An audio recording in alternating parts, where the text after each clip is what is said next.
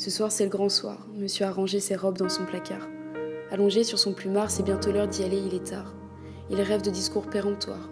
Il disait « Cette soirée chez Lily finira en dépotoir ». À peine rentré dans les festivités, son parfum fait déjà rire du nez. L'alcool n'est pas inculpé, juste un manque de virilité. Il sentait le muguet, cette senteur sucrée que seules les petites sœurs sont autorisées à porter. Alors il les trouve idiots, il se trouve idiot mais ne dit rien, et pense alors qu'il a toute la nuit devant lui pour se déshabiller de l'odeur et de son chagrin. Il voulait se laisser tranquille, enfermer ses plaisirs et ses interdits qui pourtant faisaient partie de lui. Les chansons qui défilaient ne lui plaisaient pas. Il était poète dans l'âme, il torturait comme le marbre.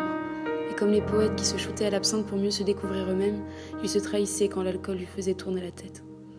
La bouche à la Monroe, les jambes croisées comme ses copains de soirée.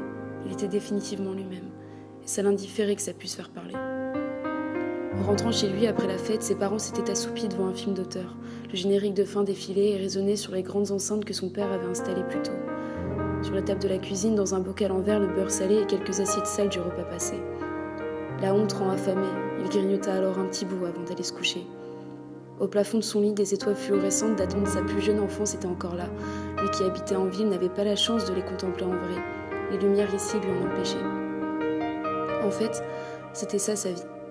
Rêver du ciel de nuit, et comme les étoiles qui en ville se font devancer par les lumières du monde, il voulait lui aussi exister, briller et être contemplé sans que les autres le forcent à s'effacer.